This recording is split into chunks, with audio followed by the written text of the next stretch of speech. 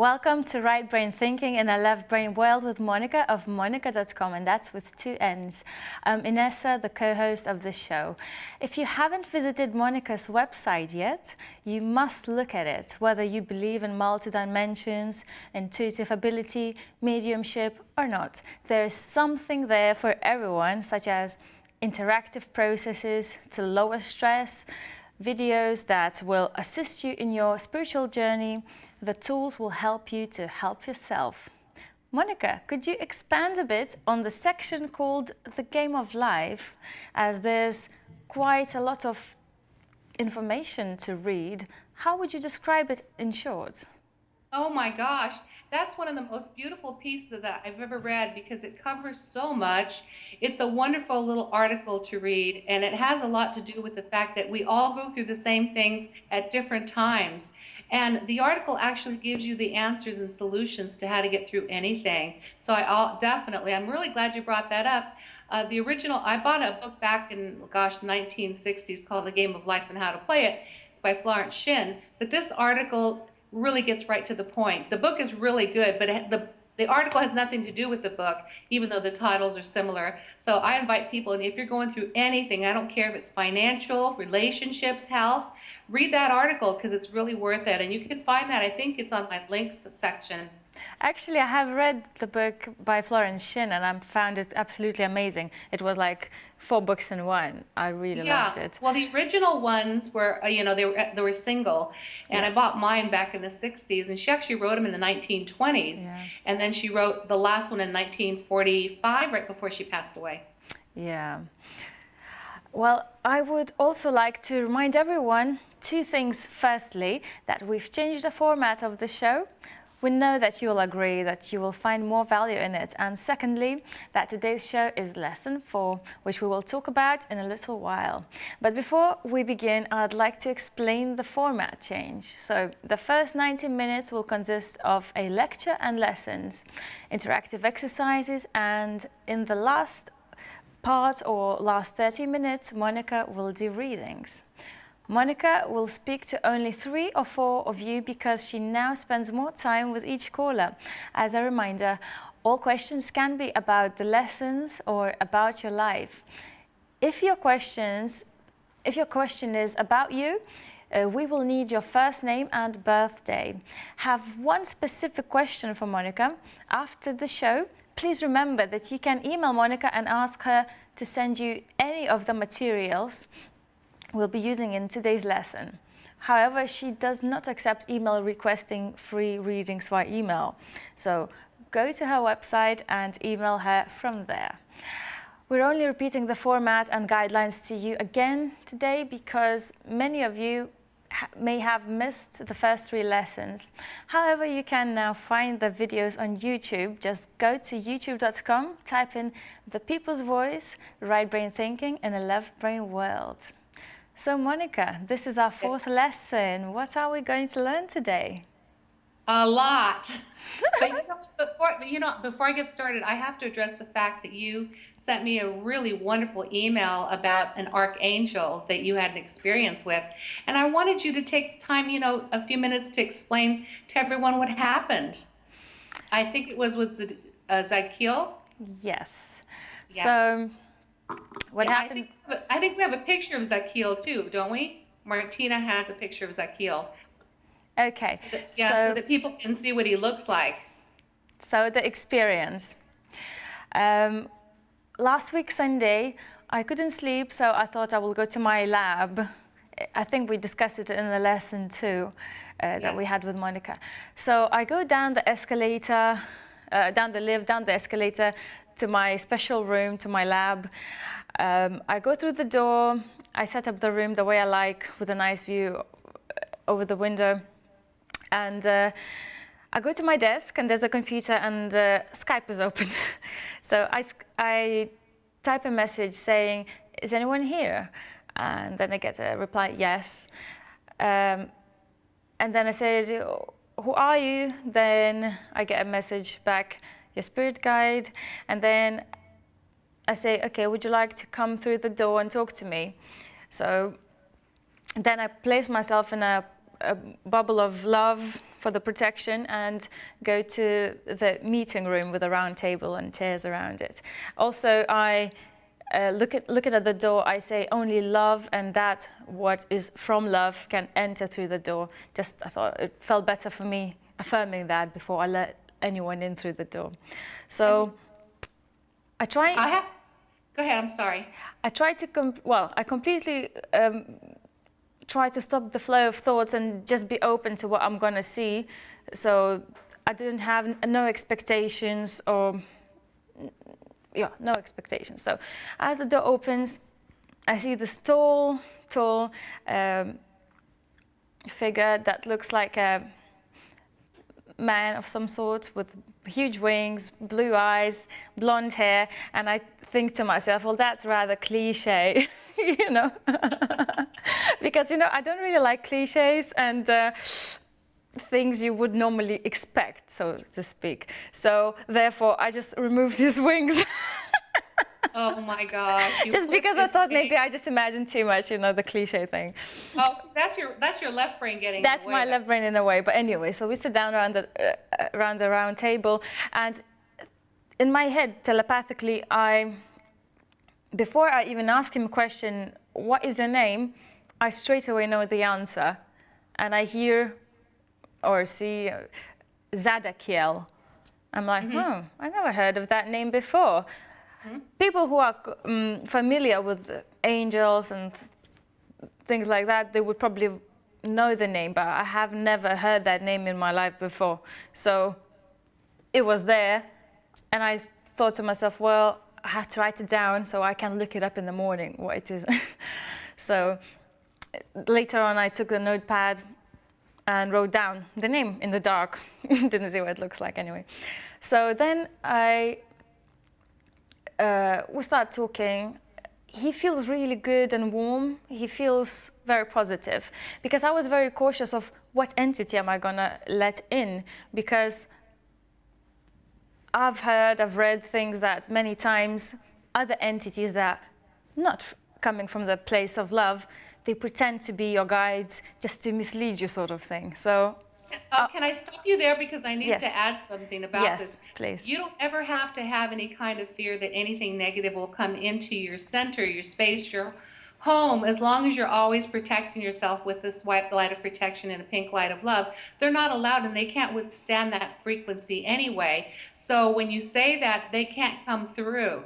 In other words, get out of thinking in terms of duality and think in terms of just the light Okay. and love. Thank you, Monica, because Yeah. I wasn't sure, because it's my first attempt to do such a exercise. Well, you actually contacted an archangel, and what he helps people to do is he teaches that, you know, to let go of disappointment, anger, blame, resentment, all negative emotions, and to do a lot of forgiveness of the self, because we berate ourselves a lot. And you know, he teaches patience and prayer, and people can actually Google him. The way you spell it is Z like zebra, A, D like David, Kiel. And if you Google it, you can find out exactly what his role is, because everyone's heard of Archangel Michael, Raphael, Gabriel, but this particular archangel is one that most people are not familiar with, interestingly enough. I'm so glad that you found him. There's no accident. As far as I'm concerned, this is not an accident that you found him.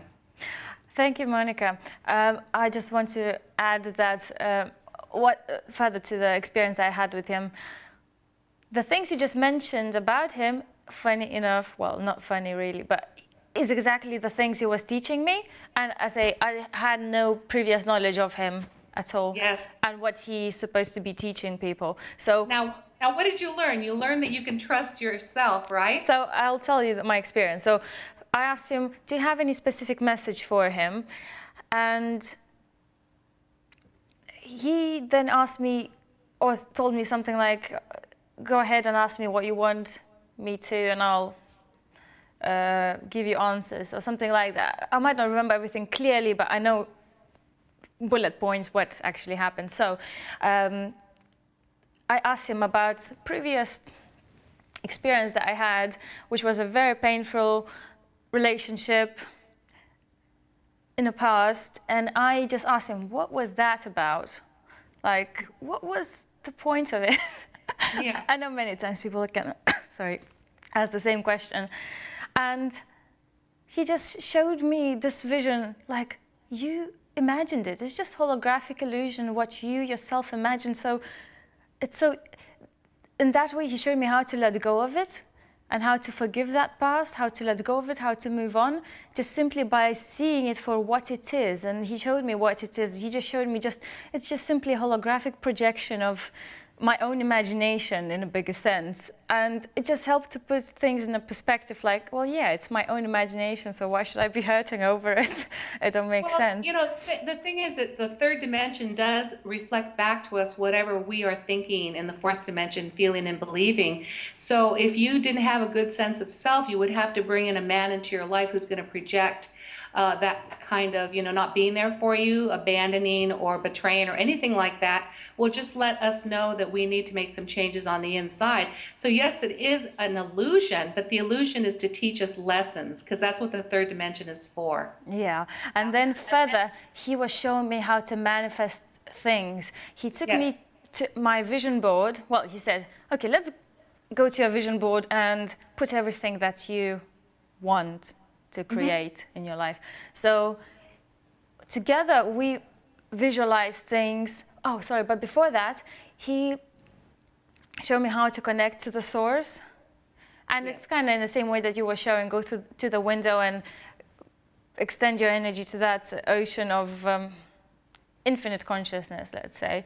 And so once I connected to the field of all that is, of all possibility, then I felt this green love coming into my heart. And so then when I was full, then it was coming out. And once I was full of all this experience and love, let's say, then we went to our vision board where he showed me how to visualize. That's so fantastic. Thank you so much for sharing that, because green is actually the right color. You know, I want to move on with the lesson, but one thing I wanted to show you is, do you remember last week when I was talking about how we can manifest by picking a symbol? We can manifest it and it shows itself. Like I have a pink car, that's my symbol. Every time I see a pink car, then I know that everything is everything's rosy, or everything's in the pink, and I'm moving forward. And when I remember, I was talking about Berlin, and how I got lost in the airport, but I ended up in this little shop, and they had that little cube, and they didn't have anywhere. This is the only one that was there, and so this is what it looks like.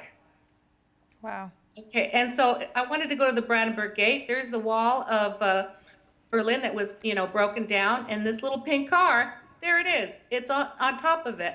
So in Berlin, why a pink car? You know, that is so funny to me that I needed to see that, because I just gone through a very emotional experience in Auschwitz. So it let me know that I'm moving forward, and the car is moving upward, you know. So anyway, we have a lot to cover today, so I'm sorry if you felt that I cut you off. That's fine. You want to know what we're going to talk about? Totally. And Monica, if there's any more time during the show where we have more space, I would like to tell another experience from my today's lab, but only if we have enough time today. But or you can save it for next week, because of course, I love listening to personal experiences from people, which is why I invite people to call in at the end, because I want to hear from them about their experiences, or maybe a question about lessons or whatever. You know, I like to interact this way, and you're like the mouthpiece for the other people that are watching the show. So today's lesson is all about balance, because, you know, we access intuition much faster. Remember that when we're stressed, we're living in the future. When we're depressed, we're living in the past.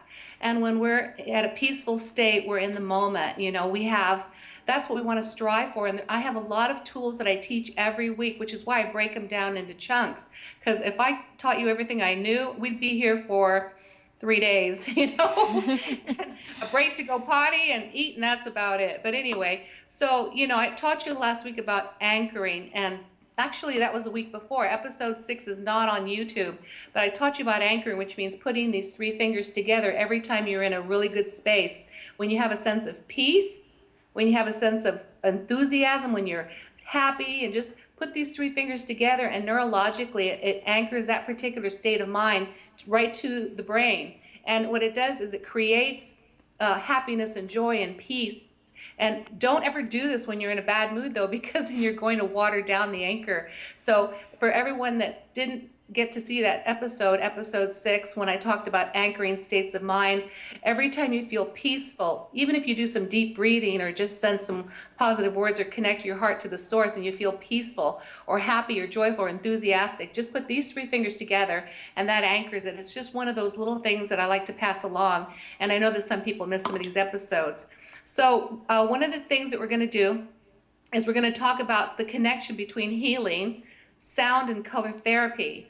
The reason why is because all those things heal us, and the faster that we can use different tools in order to have that kind of healing that we want, the more we can connect with our right brain. And that's the point of this entire series, Right Brain Thinking in a Left Brain World. It's to let go of that left brain, which gets totally held by the forces that are, I would call, the evildoers. They love to completely manipulate that and scare the crap out of us.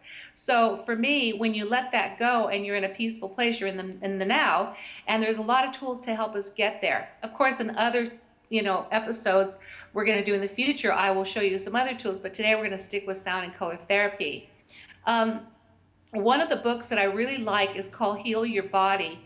The reason I like that particular book, Heal Your Body, is because, oh, by the way, this particular book, Heal Your Body, it's a very, very small book, but I like the way it was, written by Louise Hay.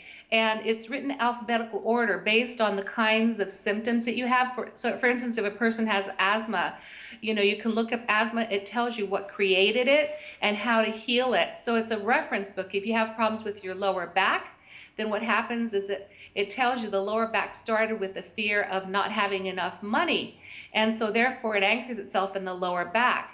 If you actually sit down and write about your fears about money, you can actually open up that area and let the blood flow through again. And she'll also tell you what thoughts created and what thoughts to have in order to let it go. So it's kind of a really cool book because you don't read it from cover to cover. It's just that when you have certain ailments going on, that it tells you exactly what to do in order to get rid of them. So I really recommend the book called Heal Your Body by Louise Hay. It is, I've had it, it's like one of those things that I have at hand. Because this way, if there's anything going on with me, I'll look it up and find exactly what I need to do to change. So the book is very solution oriented, and I do highly recommend that book. It's funny. Sorry to interrupt, Monica.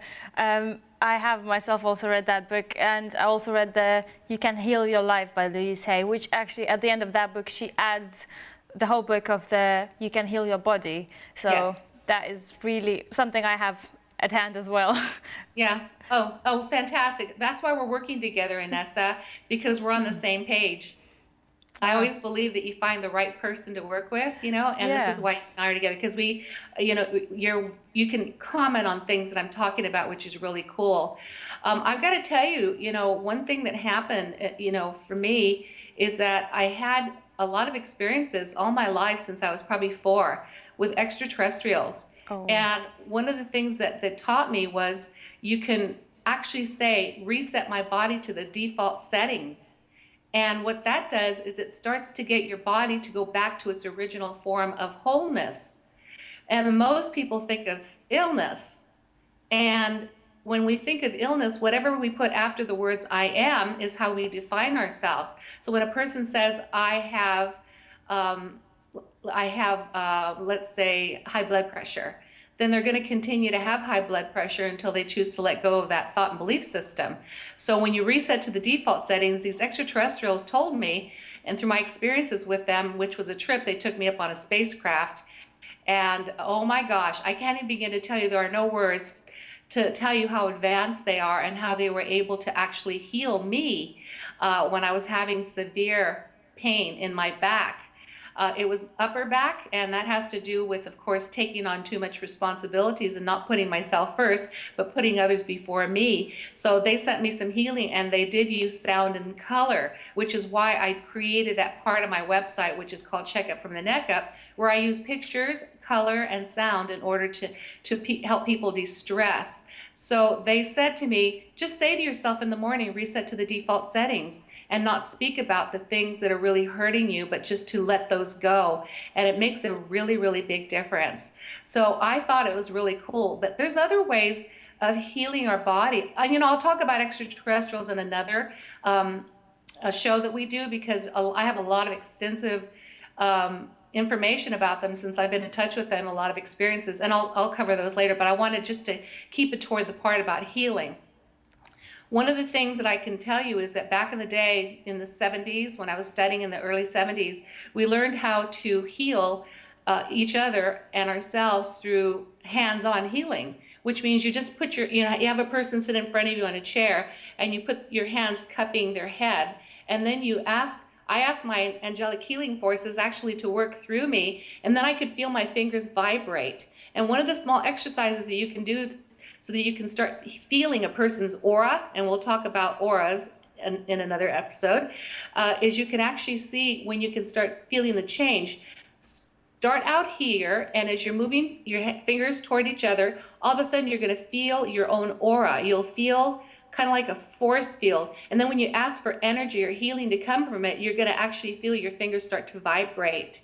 So when you put your hands on a person's head, or just, if you don't want to touch them, that's okay. That's called absent healing, or hands on. I like to touch the person. It makes me feel more connected to them. And I can feel the energy coming from my fingertips.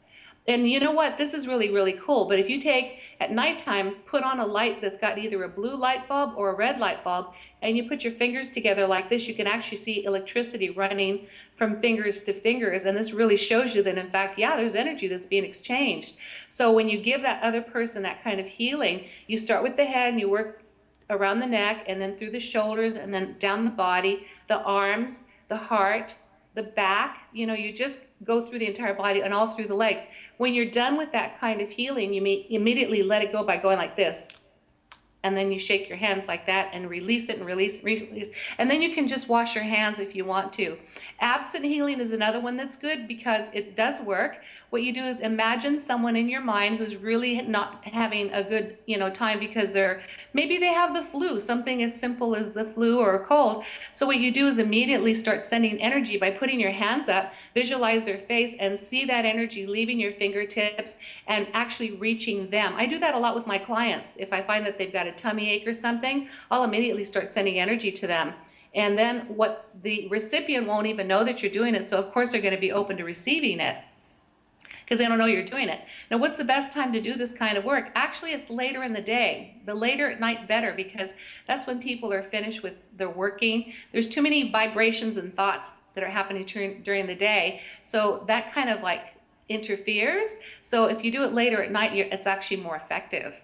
Nowadays, they have something called Reiki, and I think you've probably have heard of that, right? Totally. I think most of people have heard of it. And to comment on what you just said, I naturally was doing that sort of exercise, like placing my hand on my friend's either head or shoulders, sharing the energy, doing the healing in the way that you just described, and then shaking it off just like intuitively.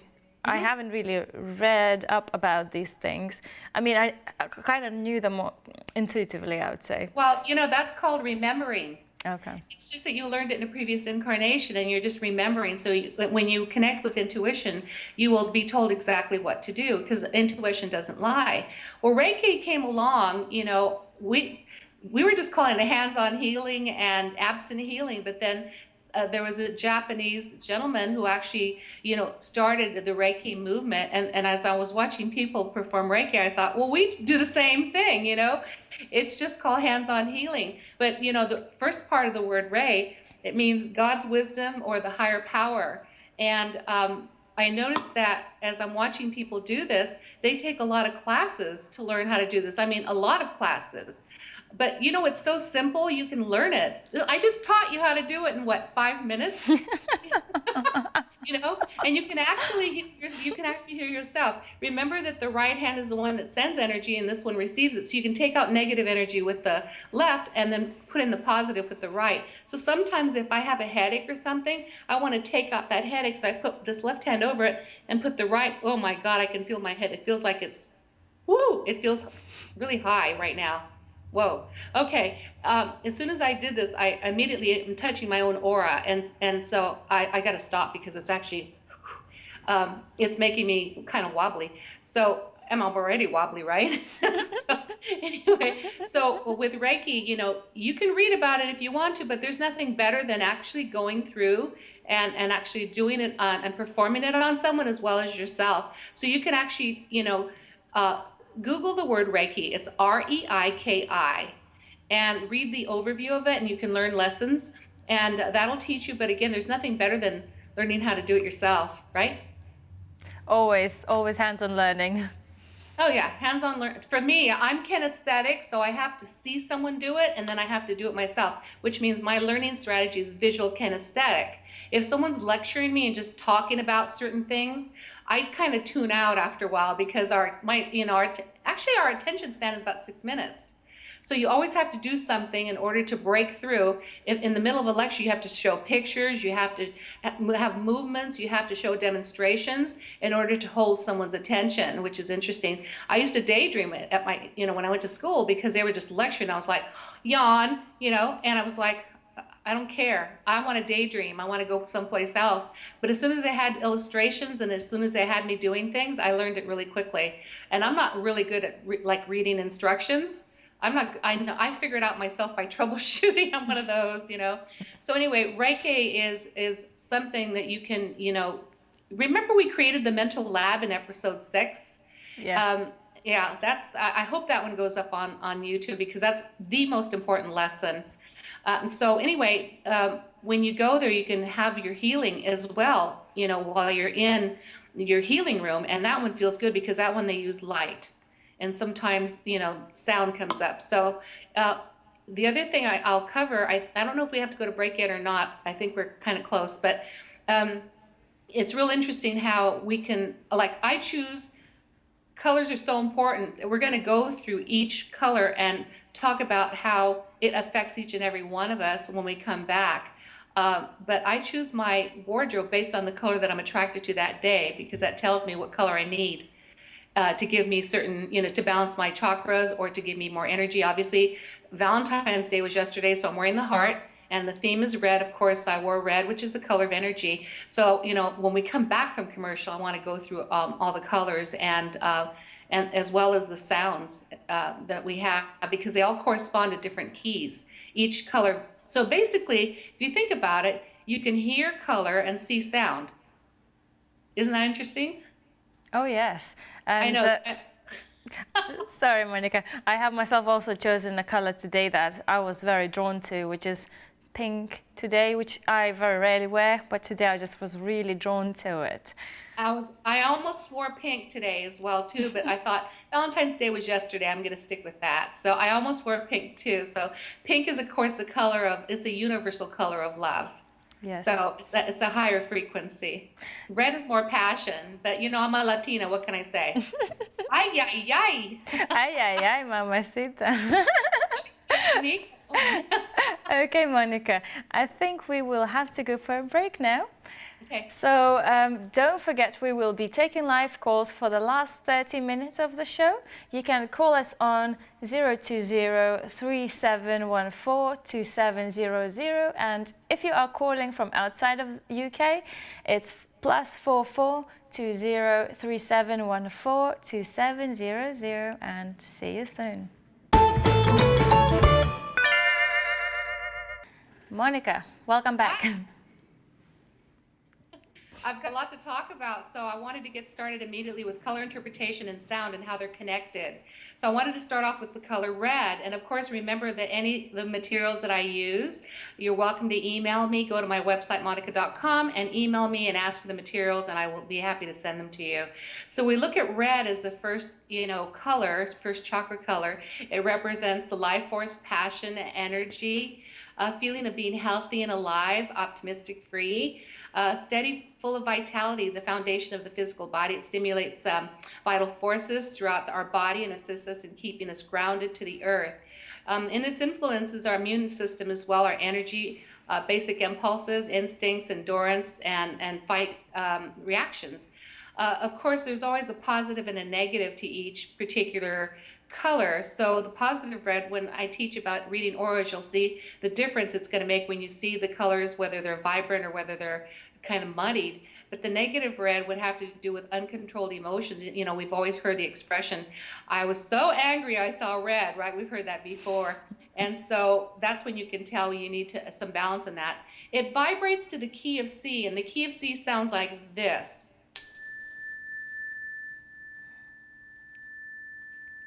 By the way, this is what I'm using right now, and it's hard to find them, but if you can find them, usually you find them in sets of 2s or 1s. They're perfectly toned to the key, so it's a perfect, that's a perfect C. The next color is orange. Positive, it's sexual, balancing of peace, inspiration, blending of like peace and love and sexuality, sensuality, physical force, sexual and ardent love, open-mindedness, and the ability to yield, cooperating and being amicable with people. Negativity would have to do with, you know, sexual guilt, excesses in food, drugs, alcohol, excesses in food. Oh, that's what's happened with me. Okay. And so this one vibrates to the key of D. So I'm going to use this for the key of D. Sounds very peaceful. Yeah, it actually holds it for a long time, and it's a good idea when you start to meditate to actually find the right key that you want to use. So if you wanted to open up your, you know, psychic center, you're going to hit the key of A, which I'll show you in a second. So we're moving on to yellow, which is peace and harmony, but it houses emotions. It's got the capacity to accomplish that which we want to allow us to relax and enjoy the accomplishments. We're able to successfully yield our own power, and this attracts prosperity and balance, when it's in balance anyway, allowing us to feel safe and secure. You know, we're more disciplined when we have that one balance as well, and we're able to organize and deal with changes. The negativity part of it is unbalanced emotions, lack of courage, where we get that fear. That's where we hear the expression being yellow-bellied. That's what we use in the United States. It's a person's a coward, they're yellow-bellied. It creates a lot of negative influences, and a lot of people always say, oh my God, I'm so hurt, I feel it right here in my stomach, you know, because it is that area. It does vibrate to the key of E, so if you're balanced, if your emotions are out of balance, you just hit the key of E. And it starts balancing it. And I'll talk about color breathing in a second, because that's really, it makes a difference. So let's move on, because I know we're behind. Let's talk about the color green. And green has to do, it's a heart chakra. It has to do with growth and healing and creativity and expansiveness, harmony with the lower and the upper chakras, because it's the one that divides the upper from the lower. And we're able to strike balance, which allows us for, you know, to have unconditional love. And it shows us how to help others. When we feel at peace with ourselves and the world around us, you know, we can then turn around and help more people with it. It also helps with growth and prosperity and success. So, you know, developing this by staying in a good spot and feeling love for humanity and ourselves makes a huge difference. But the negative part of it is envy. And you've heard of the expression green with envy? That's interesting. I wonder who made those up, you know, because someone's been hitting them on the head like perfectly. They called them out. There's a lack of love or feeling unloved, or maybe a sense of martyrdom or obsession or repressed emotions. However, it vibrates to the key of F, which is this sound. I can just see the heart, green colored heart when I hear that sound. As you're listening to that sound, you can just send it right to your heart. Okay, so then we're going to go to blue, which is a spirituality, relaxation, happiness. It allows free communication, helping us to feel centered and happy. It also helps us when we're meditating to connect with the higher guidance. It's the throat chakra, which has to do with communication. So sometimes we have to watch what we say, you know, because if foulness comes out of our mouth, like I knew somebody who was speaking just negatively constantly and talking about people and gossiping. One day she was on a bicycle, and as she was riding, a bee got into her mouth, the kind that stings over and over, and she was stung all inside her mouth, and she couldn't get the bee out. It stung her finally on the outside. And so, I mean, talk about karma. You know, she was using stinging words, and she ended up getting stung over and over with the bee. So I thought that was like, whoa, Anyway, the negativity for blue is, of course, sadness or feeling depressed. Like we have the expression, I've got the blues. Feeling disappointment, communication issues, nervousness, frightened, causing introversion, and tending to keep our thoughts to ourselves, which isn't a good idea. It's always best to either write them down or talk about it to someone rather than repressing them. Of course, this vibrates to the key of G, which sounds like this. Well, one of my favorite colors, blue. It is. And then we go to indigo, which is the opening of the third eye, the psychic center, the pituitary gland, the pineal glands. And we're able, of course, when we see auras, you'll be able to start seeing these colors as well to see what's going on with other people.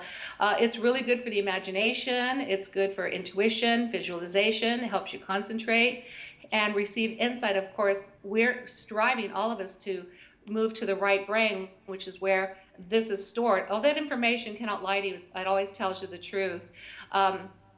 It's also awareness. The negative part of it is a lack of concentration, getting too many headaches. It confuses us, causing spiritual fatigue, psychological problems, panic attacks, oversensitivity. I found that oversensitivity seems to be more common than most of the others. Psychological problems, and then depression ultimately. But if you listen to the tone of A, which in fact is the one that really balances it, it sounds like this. A used to be my favorite key. And you know what's interesting too? Let me just go to this last color to complete the chakras. The color violet or purple, it connects us to, it's a crown chakra and it connects us to source. Source meaning God or whatever you want to call it. It releases us from ego, and ego, my gosh, that does so much damage. We have to let that go. And a lot of people live pretentious lives because of insecurity. So the key is to take care of the insecurity, know who you are. Like the old scripture says, know thyself, become thyself. We are love. And when we know that we are love, that's how we need to behave. We need to be in that place. And that's what I think your Archangel was trying to teach you. So the negative part of it is no connection to source, disconnected. And we disconnect ourselves constantly when we start getting into self-criticism, when we start talking to ourselves in ways that is berating or negative or limited in any way. And then that eventually causes physical problems, illnesses. The reason why is because we're releasing so many toxins and so many acid, especially acid. We release it and our body starts to get really sick because it doesn't have a good pH balance, which is typically about 7.8. If you check your own alkaline and acid, you want to make sure it's at about 7.6 to 7.8. One of the best ways actually is to bring up your alkaline level is to eat things like garlic, ginger, or apples. Also taking sodium bicarbonate, which is basically baking soda, mixing that with water and taking sodium bicarbonate, 650 milligrams, that actually adds more oxygen and more alkaline, and it gets rid of all the acids. And they're finding now, there's a Dr. Simoncini in Rome, who actually found that cancer is a fungus, and by the use of sodium bicarbonate and baking soda along with molasses or maple syrup, the combination of taking that every day will actually cause you to go into to actually heal the cancer, because oxygen, which comes from sodium bicarbonate, actually as soon as it touches a cancer cell, it immediately kills it, immediately. And the molasses or the maple syrup will drown it. So, and I know someone very, very well who was supposed to die years ago from bone cancer, which is the worst. And she got onto this protocol and she's still here. She's doing very well. You can read lots of testimonials online about the use of baking soda or sodium bicarbonate and molasses or maple syrup. And you can see how people have gone into remission. It's unbelievable. But again, the negative for purple, of course, it has to do with too much worry, anxiety, fear, those kinds of things, you know. So it vibrates to the key of B.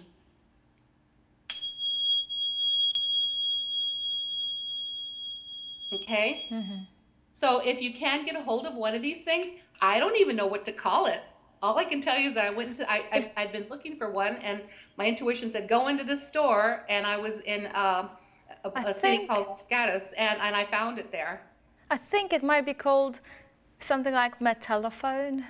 I might be making it up, but something like that. All I know is that it works, and of course we have other colors that we like to use as well, like you talked about pink, and that's the highest vibration for love. It's pure love. It's feeling in the pink and everything is rosy. And also the color silver, which is a high vibration. That's called the Christ-like consciousness, or feeling a sense of love and oneness, and some people like that. Some people are still into religion, so I try to have some answers for everybody. And of course the gold is infinite intelligence, white is protection. So I really like that. I got to tell you that you can also utilize color for color breathing. I bought this book a long time ago and I wasn't able to find it, otherwise you'd be able to see it on the screen. But it's called Color Breathing, and what I learned from it, and again this information came from extraterrestrials, that when you look at a color, you don't have to actually see a color, like maybe this color pink or whatever. You can actually imagine it in your mind. One of the colors that you breathe in, the way you do it is you visualize like a little smoke around you, like a ball, and you see it as a color, and then bring it in through the nose and send it to the part of the body that needs healing. And I found that the color that heals bones faster, like when people break something that usually takes 6 weeks for it to heal, this cuts the time in half if you breathe in the color salmon, which is very interesting. Salmon, but you can take any color, visualize it, breathe it in. If the heart has been troubled, breathe in green, bring it in through the nose, and visualize that kind of smoky and surrounding the heart, and it actually heals that. So if you can find the book called Color Breathing, it's extremely effective. It does work. I've used it, so I know. But there's a lot of people that fracture things. They fracture their arms, wrists, legs, yeah. Those things, anytime we fracture something, when you look at Louise Hay's book or even the information I learned, when there's fractures, it's just trying to tell you, would you stop the direction that you're taking and make a new decision? Because we're trying to stop you so that you have the time to think about your life instead of just continuing to go. The same thing goes when we have car problems. When the car stalls, it means stop and look at what you're doing with your life and make a new decision. So these things, I don't call them accidents at all. I call them, teaching. It's like, again, the third dimensional is a way of teaching us where we need to make shifts. And they're just about making new decisions. It doesn't mean, oh, I'm so stupid, it doesn't talk about berating ourselves. It's about making new choices is all it is. So anyway, the other thing I wanted to talk about, which a lot of people, they make a mistake with this, but I want to get this, I want to talk about this real quickly, because people do something called, they light candles, okay? And when we light candles, a lot of times what we're looking for is, here we go, I found it. All right, when we use candles, a lot of times people buy them because of the scents, the candle scents. And you'll be surprised at how many, if you understand color, when you buy a candle that's scented like a berry flavored, which is kind of a purpley color, it brings you oneness with your higher power. It's really, really positive. The baby powder scent brings peace of mind, and it breaks depression, of course. Any kind of a green, even the lime green, will open the heart center. The lemon yellow calms the emotions. Orange is spiritual strength and awareness, which is what I spoke about before. Pink is universal love, so pink candles are great. French vanilla cleanses negativity. Chocolate or cocoa flavored brings in serenity. The cherry red or cranberry, never light red candles, never. The reason why is because it starts arguments. And I've tested it myself. Within 30 minutes, after I lit a red candle, people started bickering and fighting and arguing. And because when I read this, I didn't believe it. So I thought, well, I'm going to test it, of course. And it works. So during the holidays, light your green candles and white candles, but leave the red ones alone. Don't even start, because people just start to fight. And the other thing that I found extremely effective with candles is that when you want to cleanse a lot of negativity that's been built up, let's say you've moved into a new home. Some people like to sage, which works, but with candles, you have to light a black one and a white one together. The black one takes away the old negative energy and it burns it, and the white one brings in the positive. So I just wanted to get into the candle scents is kind of like a little nugget. I call these things nuggets because they really make a difference. Now, one thing that I do that's a lot of fun is I love to color mandalas. And I know that Martina has some pictures of mandalas that I actually colored myself. Picture number 1, you're going to see that these are actually patterns. And what I did with the patterns is I decided to take these colors, you know, like these color crayons. You can Yes. kind of see these. I have about 50 of them in here, but you can also buy the 100. And so I have a great time inviting people over, and I'll say, hey, let's have some martinis in color. And so I have a coloring party, and it's one of the best ways to bond and to really, you know, help people and help themselves, really. So you can see the intricacies of these patterns. They are like a coloring book, but then I take my pens, and I take the felt tip pens, not color crayons, and what I do is I start to paint. If you bring up picture number 2, you'll see that I used a different, you know, you color basically based on how you feel. And so picture number 2, I used more greens and blues in many, many shades. In fact, I love that picture so much I actually want to frame it because I still have it. And it's a lot of fun, and you can't do these right away. It takes hours just to do one of these. You can also use them as an open-eyed meditation, because after you've colored a mandala, what it is, it's an open-eyed meditation, and it's balancing the chakras, because you're using the colors that you really, really need in order to be able to feel more balanced. And I found that on that particular day, it was those higher colors here, you know, the purple and the greens and the blues from here up. And I felt so good after I painted this one or colored it that I actually, I felt extremely peaceful and centered. The third picture that I have that you are probably going to see on the screen pretty soon is this one. Gosh, this is beautiful. You know, when I looked at this, look at the tiny little intricacies in it, those little teeny spaces. This one took me about 3 hours to do because it was really tough, but I noticed that it reminded me kind of a stained glass window. And so you can actually, when you're done with the mandala, you can actually tape it on a wall and just stare at it. And it will actually bring you right back to the way you felt right after you've colored it. I've saved all of mine. I mean, I have tons of them. And, you know, if Martina can put up, you know, just what the books look like, the first one, this particular book called the Mandala Coloring Book. It's called Everyone's Mandala. And they have about five different ones, and they also have them for children, which are a little bit easier. But you know what? It's a fun way to spend the day when you're got your friends over and you just sit there for hours and just color. You put all the colors in the middle of the table and everyone just talking about what's going on in their life. It's such a healing, therapeutic session to do that. The second book that I have is there's about 2 or 3 of these. It's called Mystical Mandala, but there's actually several within that series. These are even more intricate and they're tinier. So this is going to take probably 5 hours to you know, color one of these.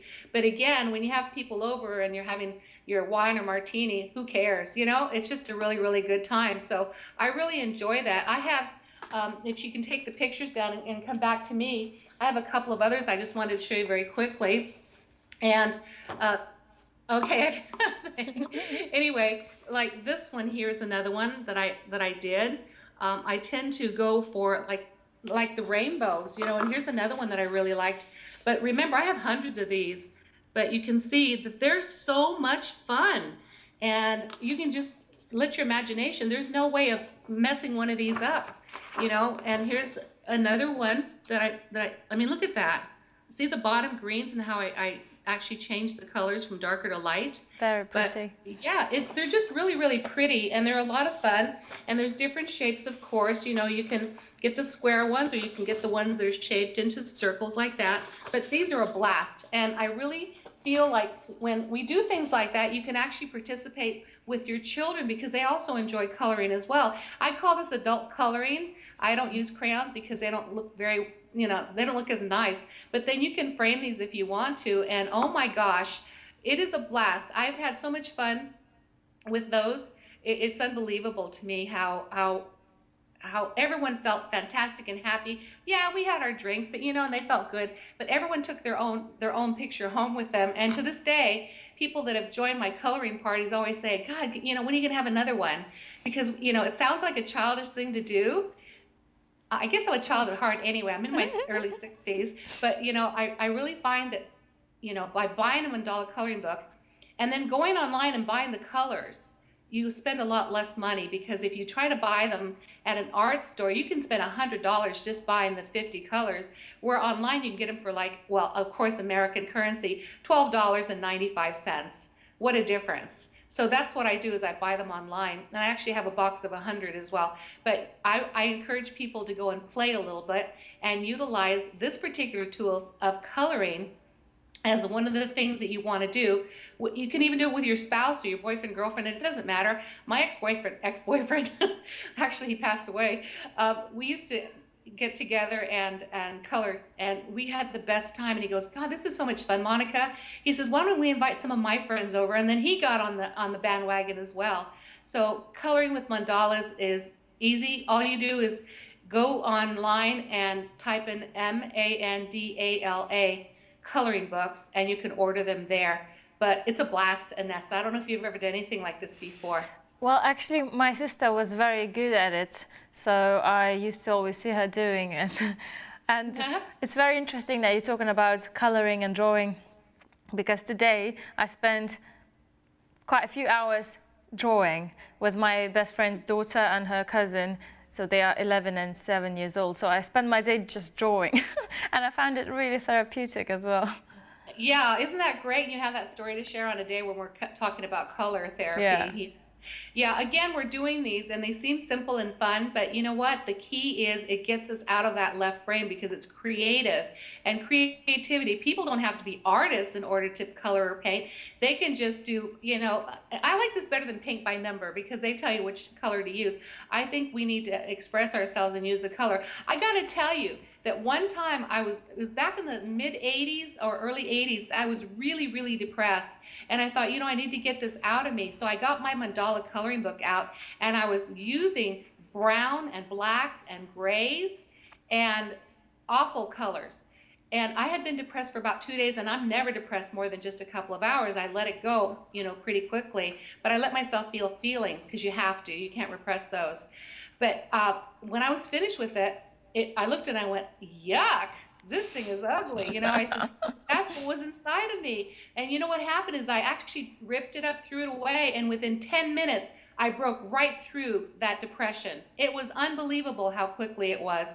It was just, again, you can get rid of negativity by using that and being completely honest. And when I was using those 3 colors and more, all the different shades, I wasn't about to keep it, Maybe I should have, after all these years, just to show you how gross it looked, No, not really. I think the purpose was served, which was to release the depression. And I think the way you got rid of the depression is by actually ripping it up, possibly. Absolutely. For me, it was more important to do that, because I wanted to let it go forever, And the thing, too, that I wanted to talk about real quickly, because I know we're going to cover some more things about sound. I wanted to talk about gems and crystals as well. There's a book that I've had forever. It's called Stone Power. It should be on your screen now. But this one goes into every single gem, every single stone, its healing properties, because I've studied a lot about that. The healing properties are really unbelievable once you really get to know them. But you actually have to really go through a reference book in order to find that information.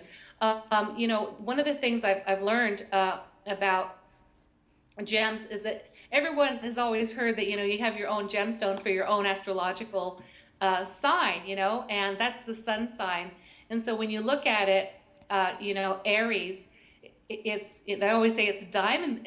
Diamond's only one of them, but it's also a red orange. Interestingly enough, I have a stone which is one of the most rarest gemstones.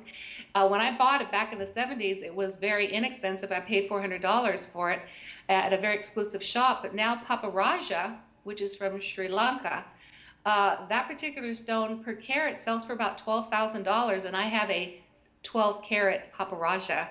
So if I ever am desperate for money, I can probably get $150,000 for that one. But I had no idea until I started looking at gemstones and their value. But that one in Tanzanite, which is that purple color, purple kind of an indigo color, that one is also very expensive these days. And so is another one called It's a Russian stone, alexandrite. That's the color changing stone, the one that goes from ruby during the day and it turns to emerald during the night. You can have lab created ones, and they have the same properties, but those are really, really cool to own. I have one ring that's made of alexandrite, but it was a lab created one because there's no way I could afford $100,000 to buy one of those. But the Paparaja represents Aries, and of course, Aries with the red. But when you look at the gemstones, also you look at not only the gemstones but also the metals that go with it. It's gold and bronze. So anyway, I'll go through these very quickly. With Taurus, of course, it's emerald. That's the main one. The gold, silver, and copper also help with Taurus. Gemini is crystals. Those are like your aquamarines and the amethysts. The color for Gemini is gold and silver. Cancer is moonstone, green turquoise, and the metal is silver. Leo is, of course, gold, and some people think that it's just ruby, but it isn't. It's gold and ruby, and peridot as well. Amber. One of the nicest crystals to use, I found, is citrine, because that really calms down the nervous system. So if a person has a feeling of anxiety, just hold on to a citrine or get a piece of jewelry that's got some citrine. It's not very expensive. Virgo, of course, you're looking at pink, jasper, and colors like purple or royal blue, and silver and platinum are the metals. Libra is, of course, a light yellow and pink, which would be opals and tourmalines, and it's all metals. Scorpio is, of course, your topaz, garnets, coral, and ruby zircon, and then gold and silver are the metals. Sagittarius, of course, is blue-green, which is amethyst, and zircon turquoise, and it's silver, gold, and copper. Then we have Capricorn, Aquarius, and Pisces last. Capricorn, of course, is onyx, which is black, and I always wear my stone. I'll talk about this when we come back, but it's got a lot of healing properties.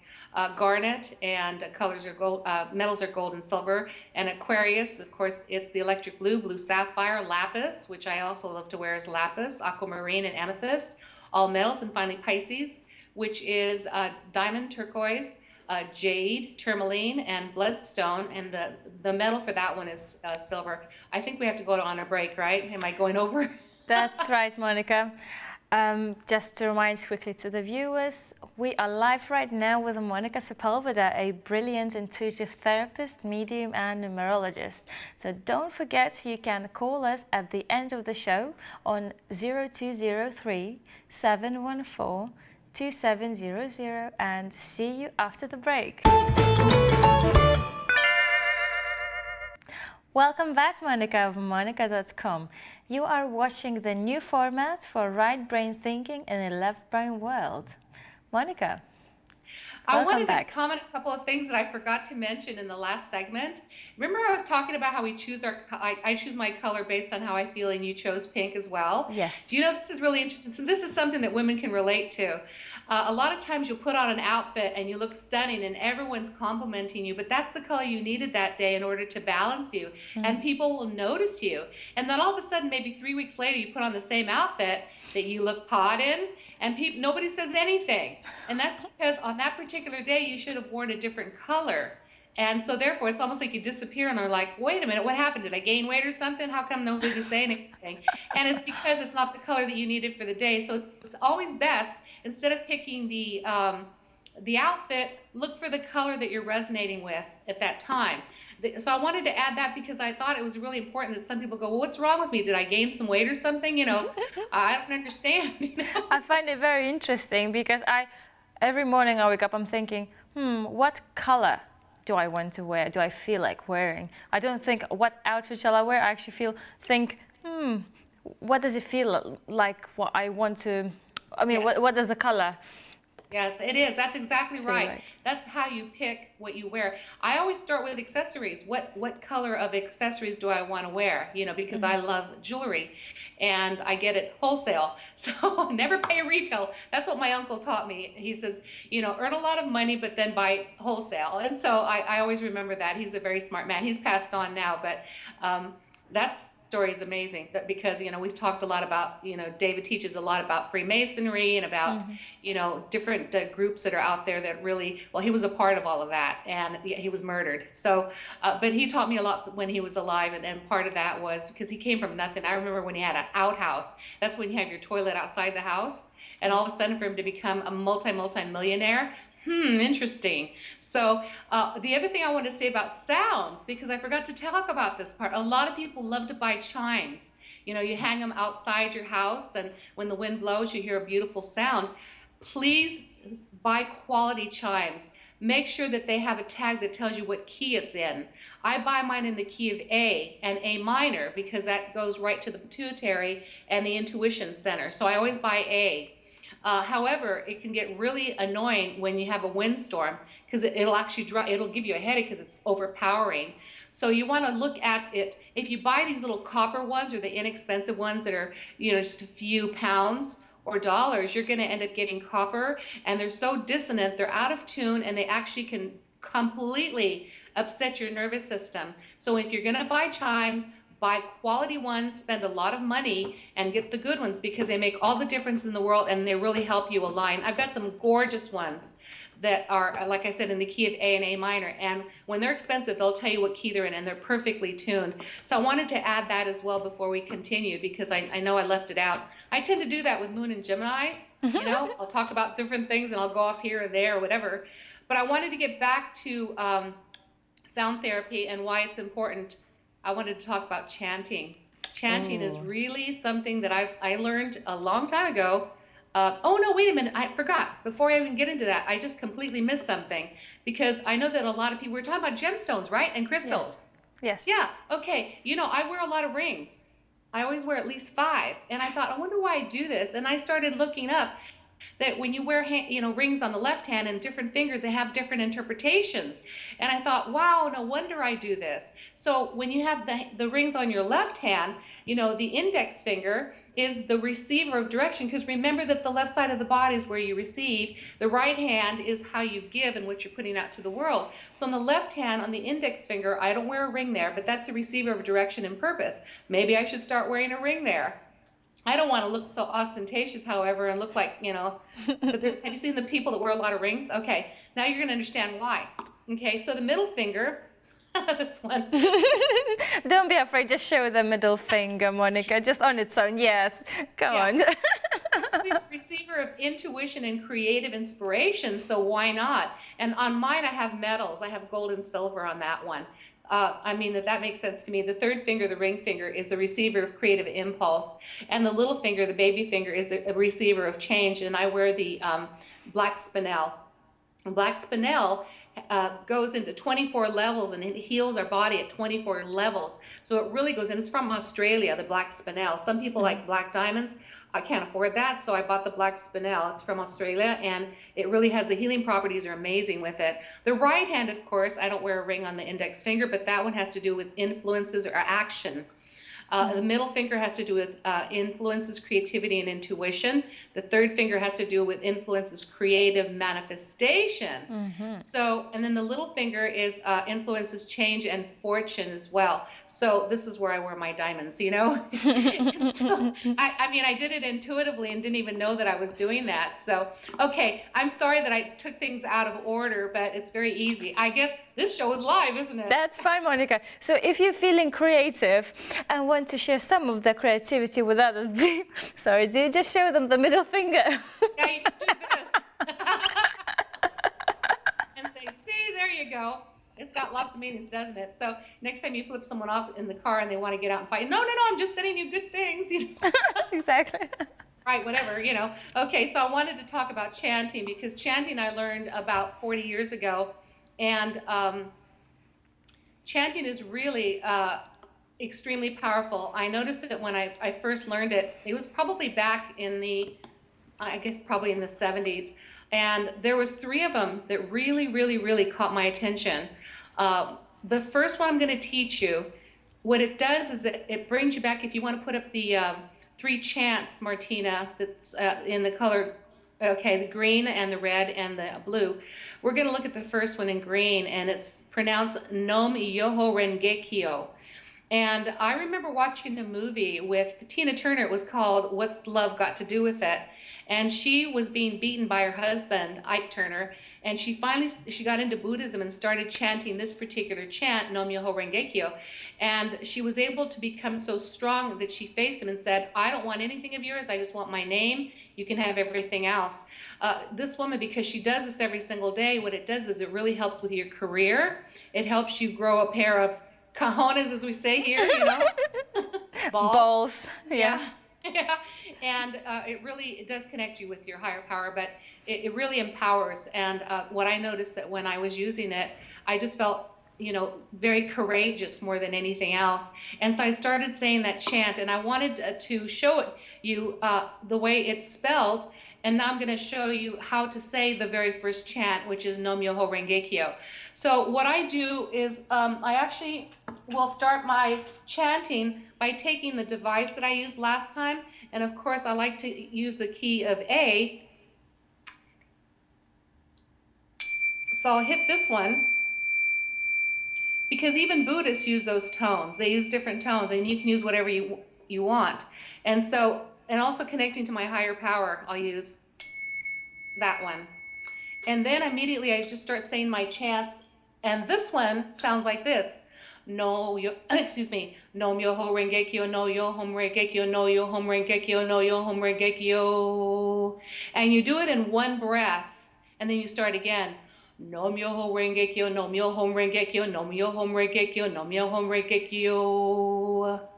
So you do it like that over and over, and then all of a sudden you start feeling what? High. Okay, when you feel that sense of highness, you immediately start imagining your new life, the way you want it to be, the way it should be, the way you deserve to have it, which is everything. Feeling that sense of oneness and love is really important. And notice that that particular chant it's been around, all these chants have been around forever. And I know, you know, Anessa, that you love the second chant, which is Om Mani Padme Hum. Now, she and I say it differently, because the Tibetans, they sing it, and Anessa sings it, and I just say it because I was taught to say it in a very low register and very slowly. So Om Mani Padme Hum has been around for so many years. It's probably one of the most powerful chants. No, it is the most powerful chant, other than just saying Om. It's the most powerful chant in the world. And what I found when I used it, I remember the first time I used it, because I like to try everything before I actually see if it works. I want, you know, I got to test it out. I have to, because I never teach anything until I know that it works. So when the first time I was taught how to say Om Mani Padme Hum, it was in a very deep tone. So it sounded like this. Om Mani Padme Hum. Anyway, I repeated that, and I had like these little, almost like a rosary, but they're just a bunch of beads I put together. And I noticed I said it a total of 63 times, which was a 9. And then all of a sudden I saw like this council of 12 people, and I looked at them, and they were kind of like the equivalent of like really master beings. And they said, what would you like? And I'm like, oh shit, this is like serious stuff. I said, okay, well, I don't have a lot of money, but I need to go I need to go Christmas shopping. This was a 1980 when I did this one.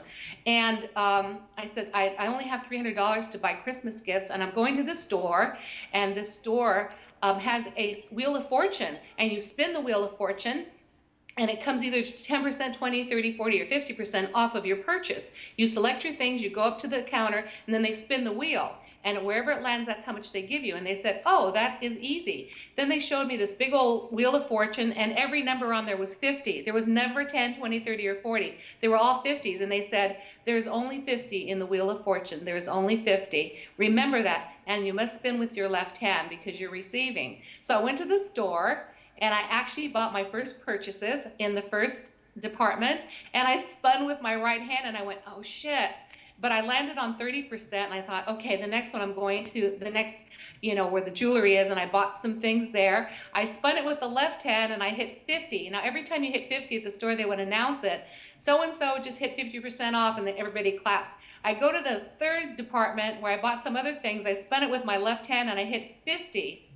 Then I went to the fourth place. I spun it with my left hand, and I got 50. And then I did it again.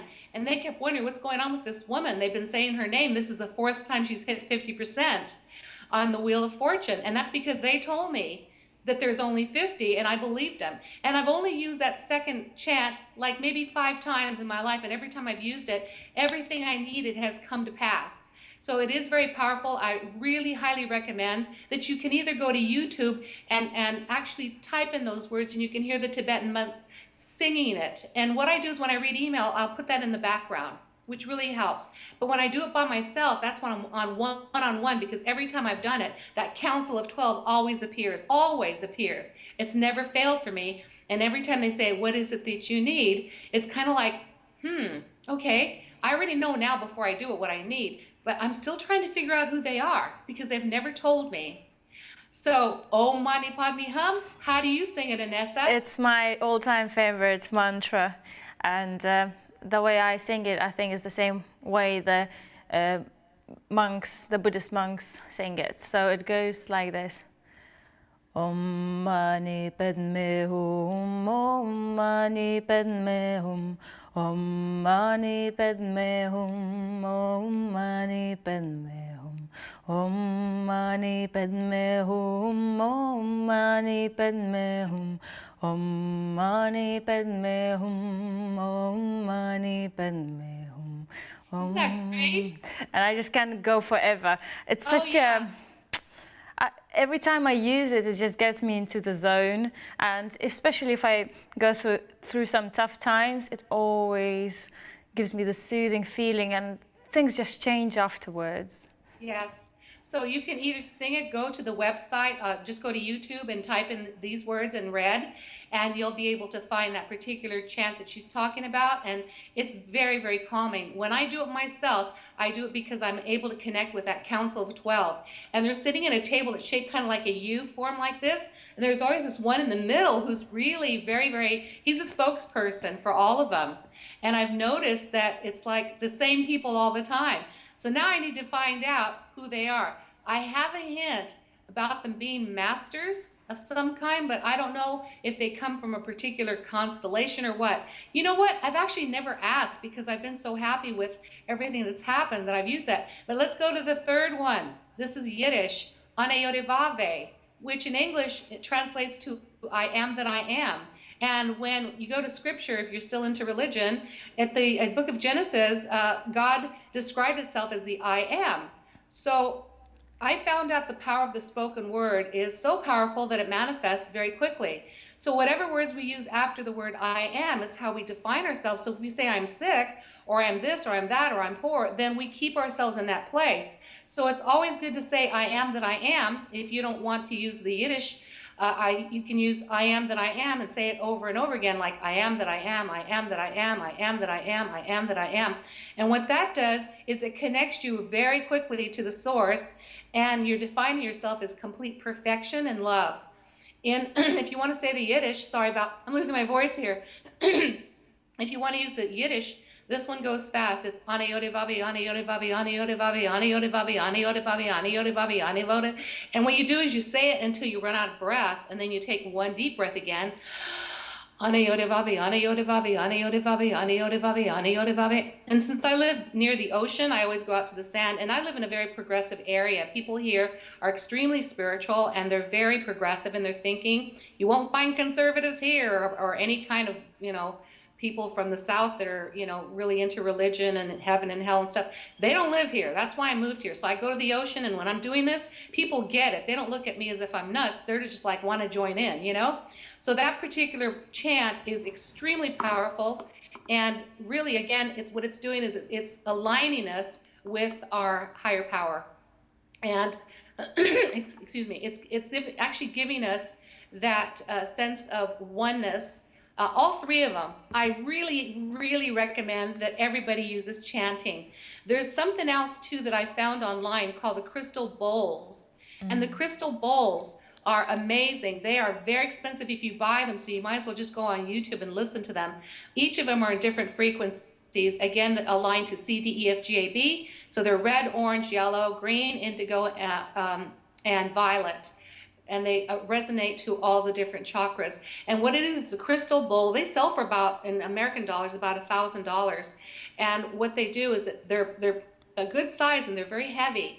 And what they do is they take this like this wand and they circle around it, kind of like when you take a really fine china glass, you can wet your finger and go around and you can hear a pitch.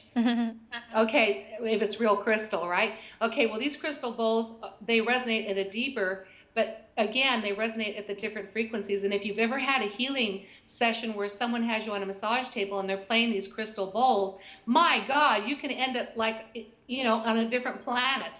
And actually entities have appeared to me, and they were the right entities for the right frequency. Blew me away. But you can go to YouTube and actually type in pure crystal bowls clearing or crystal bowls, and you'll find them. Again, if you want me to send you the link, I'll send you the link, because I like to do that. We don't have time today to play them because each one of them are about 4 to 5 minutes long, maybe even longer. So we're not able to do that. So it's better for me just to reroute you to the website.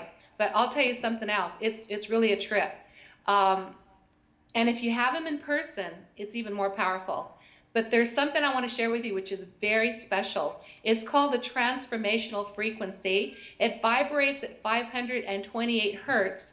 That frequency, and I'll have Martina play it in just a second, that particular transformation, what it does, we're going to hear it. When you see it online, you're able to see the actual video. It's a good idea to wear headphones because then you get the full effect.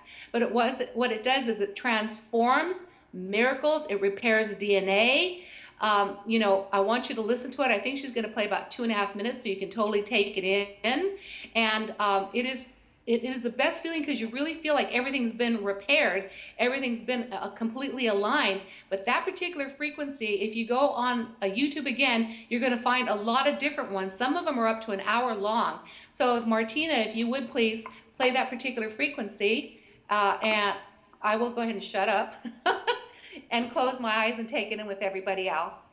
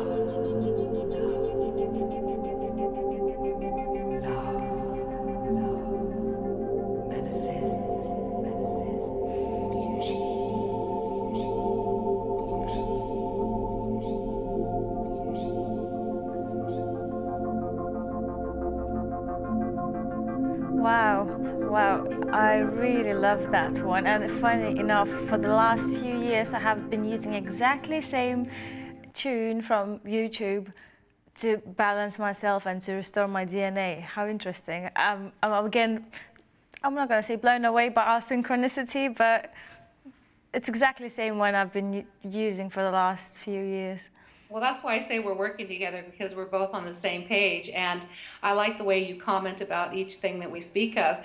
The thing I like about this one is that I learned this back in the 70s, a long time ago, like 40, maybe 35 years ago, I think. It was when I was completely in touch with a lot of extraterrestrials. They were giving me so much information about healing and using sound and color.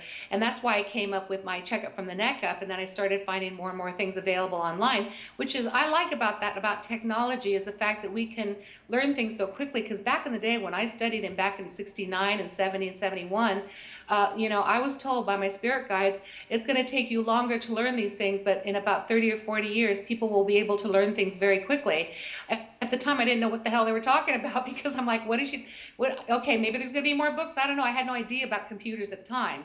And computers were, when Steve Wozniak created the first Apple computer by taking a keyboard and putting a monitor, that was the first computer. I got to meet him, by the way. He's a very, very humble man. And then I met his new wife last year at a football game, of all things. So anyway, what happens when you have technology, and a lot of people go, oh, I never use a computer. And I'm like, oh my gosh, you wouldn't believe the things you're missing out. There's so much. You can learn so much. Even when you go to my website and you look at the kaleidoscope, that one really brings up your energy, because it's all colors moving. And you can move the mouse and move it backwards and forwards and slow it down and speed it up. It's really kind of a cool thing to do. But this particular transformational with the frequency is so powerful. And again, now if you look at doctors, they're using laser, and I remember back in the 60s, there was a movie called The Day the Earth Stood Still, and it was about a robot and an extraterrestrial that came to this planet. And when they shot the extraterrestrial out of fear, the robot came to life and healed him with sound and with frequency, with light. The movie was remade later with Keanu Reeves. I never saw the second version, but I think I probably should, because I'd like to see how much it's changed. So when I found out, when I see these things that they're actually real, I realized that, my gosh, I knew about this so long ago, and to now see it on YouTube and to see it available, and it's free. And there's some software that you can download called ClipGrab. CLIPGRAB, ClipGrab.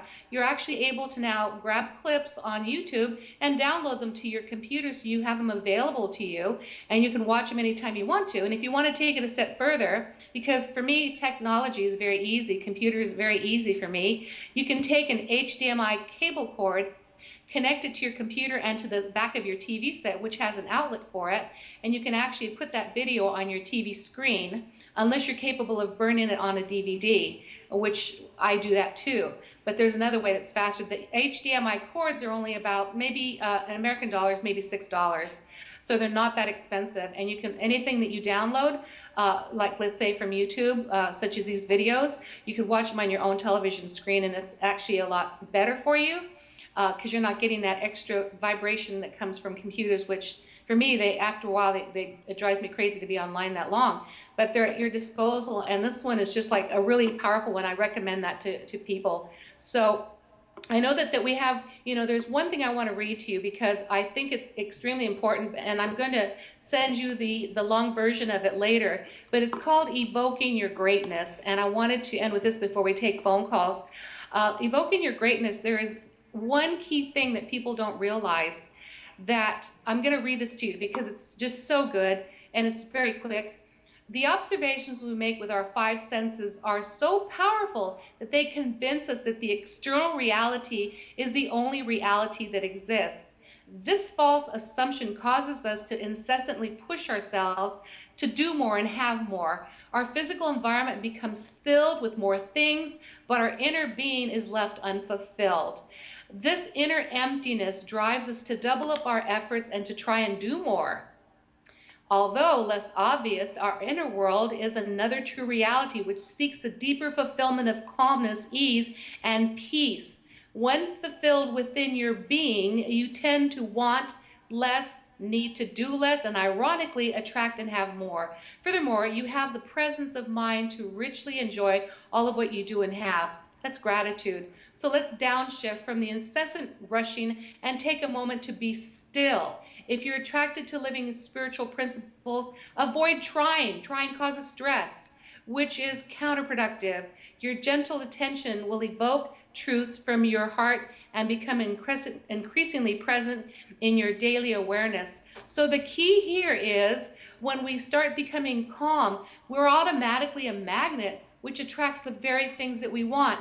Instead of trying to do things and be more and have more, which is buying into this third frequency, just by being really, really calm and taking care of the inner self and our thoughts, our belief systems, we become a magnet and attract the very things that we were striving for or trying to get before. It's actually the opposite. So that's a really nice piece, but it comes from the 10 principles of spiritual growth, which is very detailed. I'd love for you to have a copy of that as well. I think, Anessa, you probably have a copy of that one, correct? Yes, I do.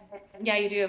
And so that one is it's really powerful. The top 10 principles for, I think it's called Spiritual Awakening.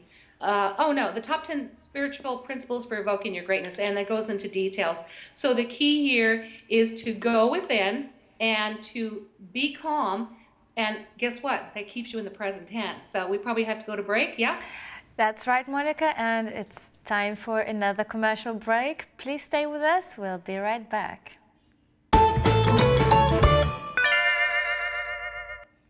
Welcome back, Monica of Monnica.com. You are watching the new format for Right Brain Thinking in a Left Brain World. Monica, so I think it's time for the phone calls, if we have time. So let's just recap where we were.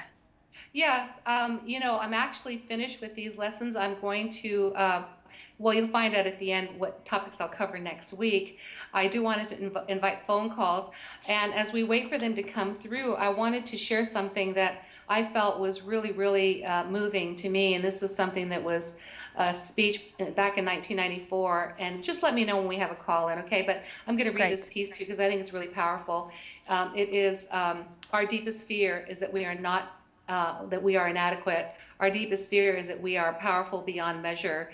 It is our light or darkness that most frightens us. We ask ourselves, who am I to be brilliant, gorgeous, talented, and fabulous? Actually, who are you not to be? You're a child of God. You are plain small. Your plain small doesn't deserve the world. There is nothing enlightened about shrinking so that other people won't feel insecure around you. We were born to make manifest the glory of God that is within us. It's not just in some of us, it's in everyone. And as we let our own light shine, unconsciously, we give other people permission to do the same.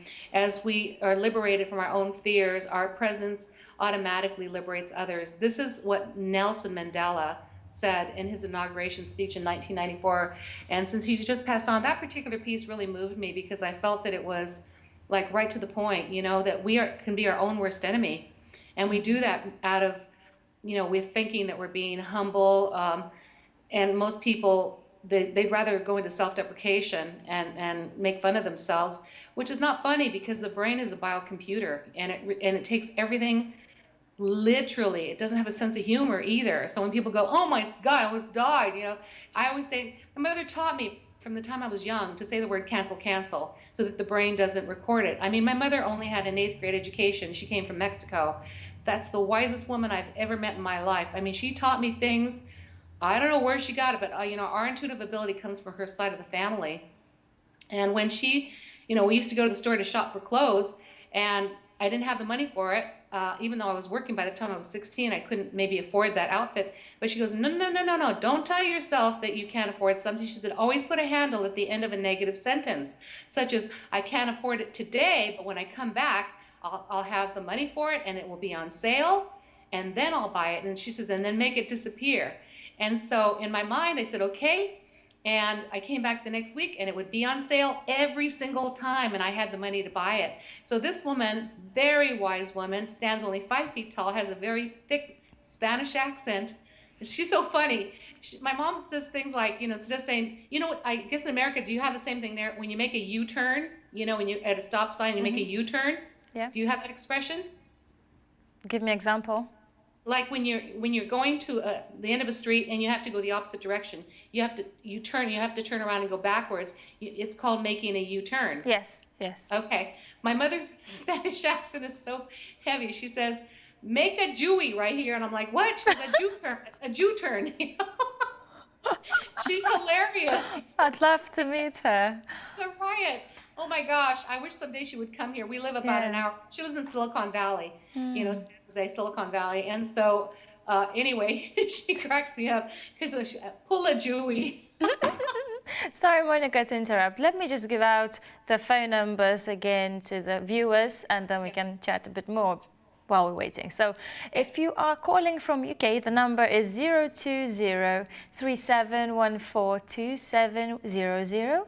If you are calling from abroad, it's +44 2037142700. And talking about Mexican ties, funny enough, my mum, before she was expecting me, she was watching so many Mexican soap that's where she got my name from. Oh yeah, I watch it every day. I have my favorite one because they're juicy. You know, a lot of people say, "Oh, don't watch television." I don't watch the news because I could care less. I already can feel what's going on. All I do is take care of my own space. The point of this particular show, again, is to take care of your space, and as each person does that, the world transforms by itself. It's important to know. You can't bury your head in the sand. So it's important to know what's going on. But then, when you want to do something about it, because people go, "What can I do?" You can take care of your own space. That's what you can do. That's why we have this particular show, so that you can learn how to switch gears, go back to the right brain. But my mother, you know, she she came to the States at age 17 and became a citizen. By the time she was in her 20s. My mother's in her 80s now, but she's very young at heart. She used to take me to concerts back in the 70s to go see like Journey or Rod Stewart. And my mother, she's hilarious. She used to run out to the stage so she could be right in front of the artist, and she would tell people, "Don't push me, don't push me," you know. And so and she's 5 feet tall, and she's such a strong-willed lady. But she got up to the front, and I would lose her. I'm like, "Where did she go?" You know? And, oh, she's right by the stage. I'd have to get out of my seat to go get her. And she's just that kind of a personality, you know. We talk every single day, and my mother talks more than I do, which is hard to believe. Oh my God. Oh my God. So when two of you talk, what happens? We can't get a word in edgewise. And then my sister's the same way too. So the three of us get together, forget about it. You know, it's kind of like you need a cocktail just to calm down a little bit. Because my mother she'll talk over me, you know. And I know I talk over people, which is a bad habit. So, but she calls every morning just to give me the latest, you know, fill me in. Guess what happened just now? You know, we have to touch base every day. But I adore my mother. I wish other people would have people like her, because she used to post positive quotations all over the house. I'd open up to set the table, I'd open up the cabinet door, there's more quotations. My bedroom door had a ton of them. The bathroom mirror had a ton of them. So, you know, even though you read them one time, every time you walk by a quotation, it actually goes right into your mind. Your subconscious will take it in. And all of a sudden you find yourself being more positive. So I always tell people it's a good idea. And there's quotations are everywhere. David Icke's new book, The Perception Deception, he has a lot of Leonardo da Vinci's quotes, which I absolutely love. I'm such a fan of Leonardo. He wasn't from this planet at all. I am reading that book at the moment. It's amazing, actually. It's really good. It's really, really good. I have met some people recently, and David had predicted this. He said, I'm writing about you, Moni, and I love when he calls me Monty. Nobody else does that but him.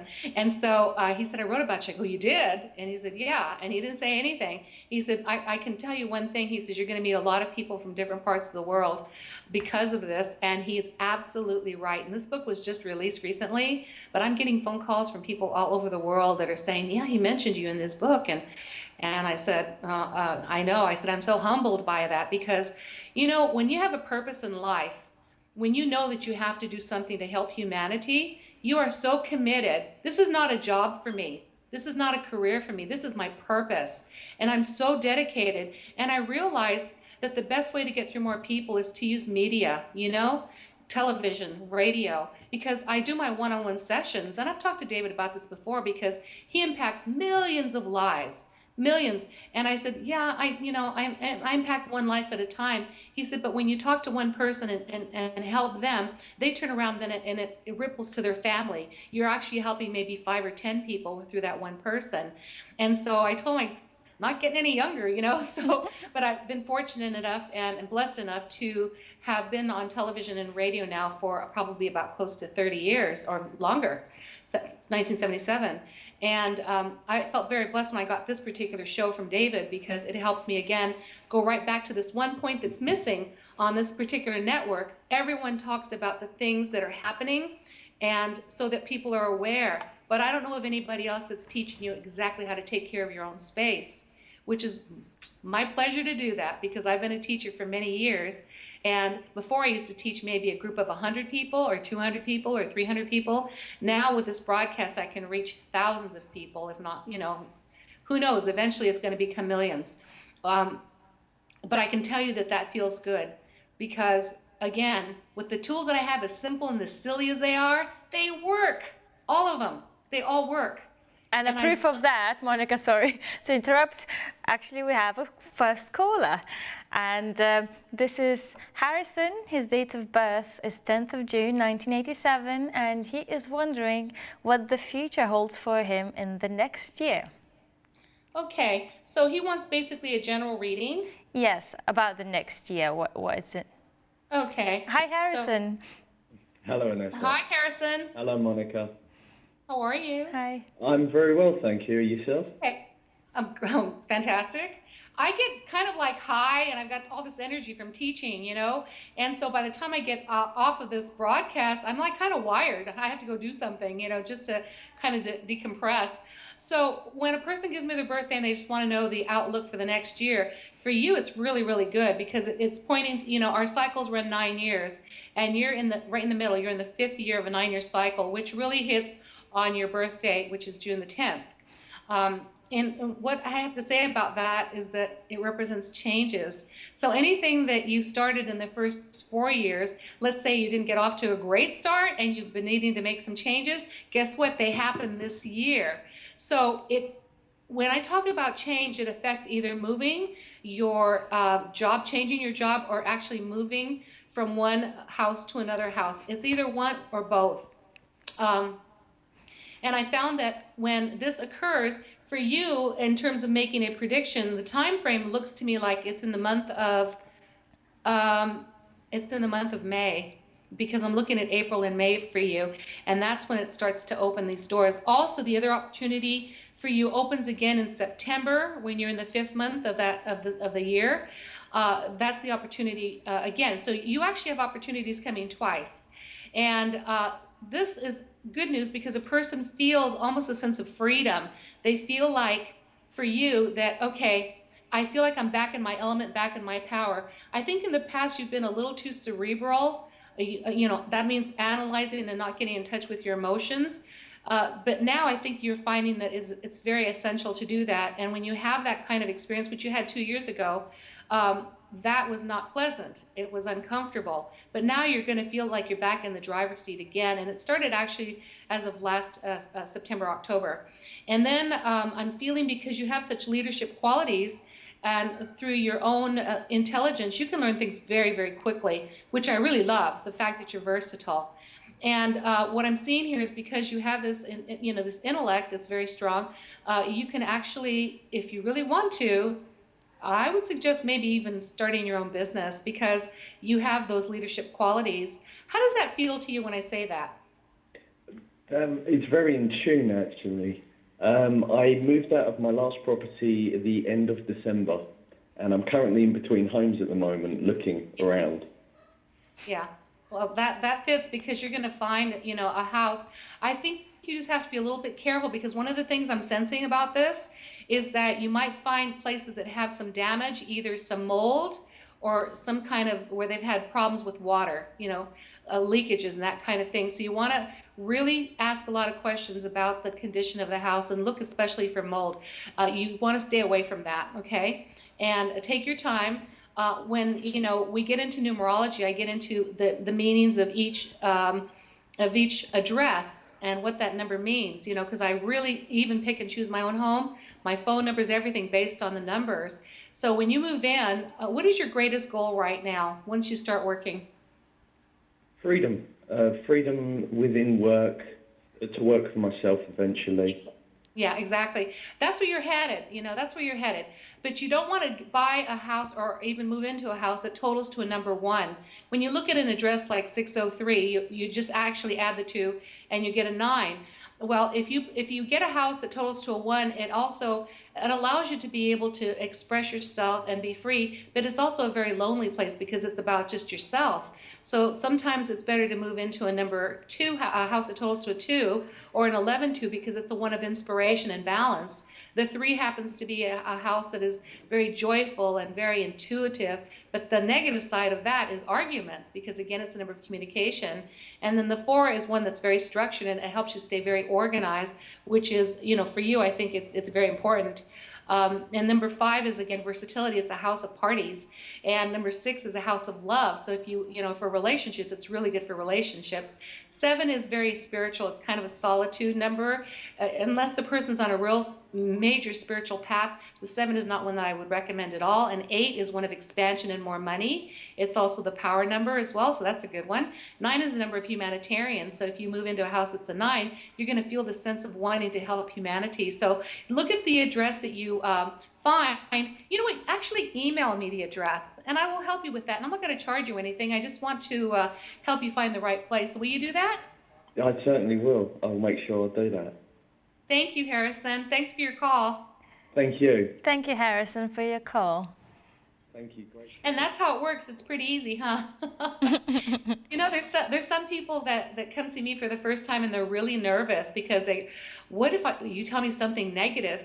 You know, I don't work like that. There's a lot of people that are not very experienced that tell people everything, which is extremely irresponsible. When I was taught how to counsel from my teacher, that you always leave people leaving with hope, with the answer, and with the outcome. Sometimes you have to give them homework, which I do. I'm notorious for homework because if a person's moving into a direction and I see it like a car crash, we can avoid that because we have free will. So what I tell a person is that, you know, I don't tell them they're going to have a car crash. I'll just say your behavior right now and your belief systems are leading you in a direction which is not going to be, it's going to be painful for you, and you don't want that. So this is the adjustments that you need to make right now, which is why I don't call myself a psychic. I'm an intuitive therapist. I use my intuition to see what's going on, and the therapy part is the tools and the solutions that I give to them in order to avoid a travesty or something tragic. Some people are very stubborn and they don't want to do the homework and then they end up with the car crash or whatever. I can't live a person's life for them, but I can certainly tell them how to avoid things from happening. And they usually listen because, you know, with my kind of work that I do, yeah, I can be rather expensive, you know, but if you look on my website, you'll see that I do have specials, and sometimes if people don't have a lot of money, I definitely will, you know, I won't give them a reading, but I will certainly really reduce the price because they might be suffering, and I don't want to take advantage of anyone. I also help out with missing people, missing animals and stuff. I think I told you last week I found a missing cat, you know, and do you remember that? No, I'm not sure if you told me that last time. Yeah, there was a girl named Geneva that was frantic and her cat had disappeared, and I immediately saw the image and I described exactly what I was seeing, and she goes, yeah, that's exactly how my house is laid out, my neighborhood looks like that, and I described the whole thing, and I said, this is where your cat is. I said, but you have to send out a flyer, go to each door, there's 10 houses here. I said, go to each door and have this little flyer with his picture and say he needs medication. Now, we were bending the truth there, but nobody wants a cat that needs medication, so they're going to let him go. And she said after she did that, 12 hours later, he came home. So, you know, I love those happy stories, you know, because my passion is animals anyway, you know. But people are nervous, and after about 5 minutes, they feel really comfortable because they really understand that I'm not here as a doomsday person. That's why I refuse to do world predictions, because things constantly change. One thing about the third dimension is it's changing all the time. It doesn't stay the same. So people will say, oh my God, is it really going to fall apart? Are we doomed forever? I'm like, no, where'd you get that? You know, because sometimes they hear bad news and they think that they have no power, but we each have power. And so one of the things I love about David's book is he always ends it with a solution, which is what I was drawn to that because I thought, yes, he is about solution. I love that, because that's exactly where I'm coming from as well, is solution. So people leave me feeling empowered, like, okay, yeah, I tell them the truth about themselves, the things they need to change, and then all of a sudden, boom, they have the answer. They know exactly what to do. And you bet, the next time they come to tell me, they give me an update on the progress, because that's what I want. And if they don't have a progress, I just go, oh, you just wasted that money then, because I'm going to tell you probably some things that are very similar that you need to do. And they'll say, yeah, I just didn't do it, and I don't know why, blah, blah, blah. So you know what? Like Einstein said, if you keep doing what you're doing and expect different results, that's the definition of insanity. Exactly. I love that quote. Doing the same thing over and over again and expecting different results. Einstein really inspires me a lot. He's another one that's from a different planet. There's three people that I really, really, I probably am in awe of them. Actually, there's four. The first one would be Leonardo DiCaprio. I think you meant Da Vinci. I did. Oh, it's just so funny. I was just going to watch it. Does he inspire you, Monnica? Tell us. No. Da Vinci, Leonardo da Vinci. I think he's from a different planet. The way he brings in pictures and is able to see inventions and stuff, my mind works very similar to that. I keep seeing images and pictures, and they go very quickly. I know David's mind works like that as well too. He sees images and receives information constantly through different ways, either visual, auditory, or kinesthetically, or all three. I also love Nikola Tesla, who a lot of people haven't even heard of, but he invented alternating current. And it was during the time, I think he's from Croatia, yes. And he was in the early 1900s that he came and started inventing things. He invented actually the death ray too, microwave ovens, radio, but he never patented anything. And so other people would steal his inventions and called it their own, like Marconi. He said he invented the radio, but actually Nikola Tesla did. I would love people to read a book about Nikola Tesla. Mm-hmm. The book is called Out of Time, Tesla Out of Time. And I was so inspired by the things he invented, he blew me away. And the other person that I love, of course, is Einstein. I love his quotations. Another person that is way beyond wise. And then, of course, the fourth person, very few people have heard about her, but I admire her courage that she saved 2,500 Jews at the Warsaw ghettos from being killed by the Nazis. And she was a Catholic. She didn't have to do that, but she did it. Was that the Polish lady? Her name is Irena Sendler. Oh, and she was from Warsaw, Poland. Exactly. Yes. You can actually watch a video of hers on YouTube and just get the short 2-minute version. I was so inspired when I found out about her 10 years ago. And when I went to Warsaw in October, I went to her grave and I just started sobbing because she was so, her courage. She was beaten by the Nazis. They broke her legs and her feet. I don't know anyone who could ever go through that and then come back and continue to do the same work. The Polish resistance actually paid and bribed a Nazi guard to set her free because she was supposed to be executed and shot.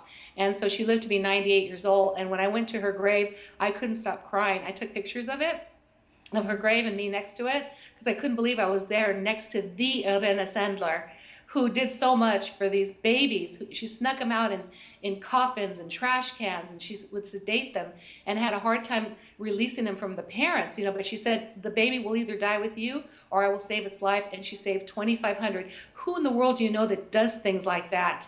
And then when you're actually at their gravesite, wow, talk about an emotional experience. She gave me more courage to be able to realize you don't need to be afraid of anything. You just do what you need to do in this lifetime. Exactly. Wow. All that matters, what I find, is being true to your beliefs and don't care about the consequences, because at the end, the death ain't real either. Yeah.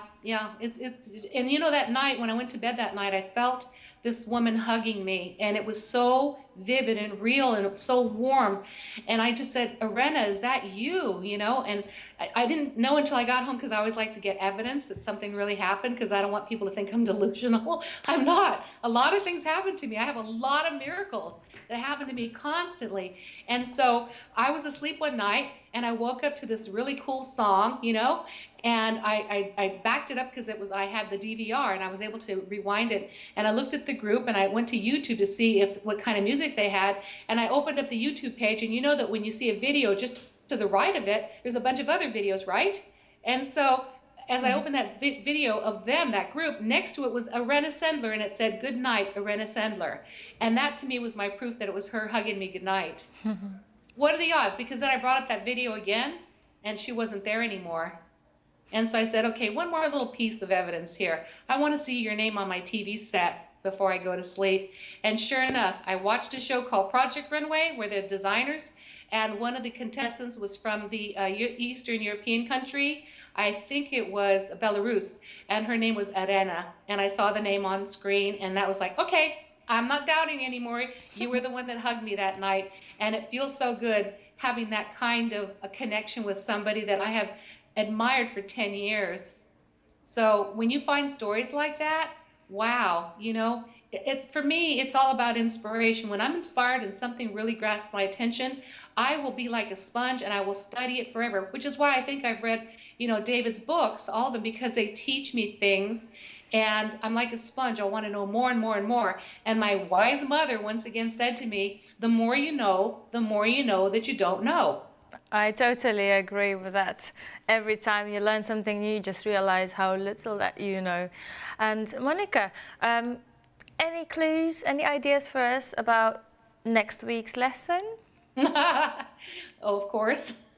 You know me. You know, next week we're going to learn how to read auras, because a lot of people want to learn how to not only read their own auras, but other people's auras. And I'll get specifically into how to do that. I'll teach you the lesson. It is so much fun, because when you start reading auras, you actually start seeing some of their family members who've crossed over because they join them, and that is really a trip. I'm also going to cover other tools, other simple tools. People have used them already. Some people buy them and don't use them at all, like angel cards. I can pull an angel card, one card in the morning, and it'll set me on the right path.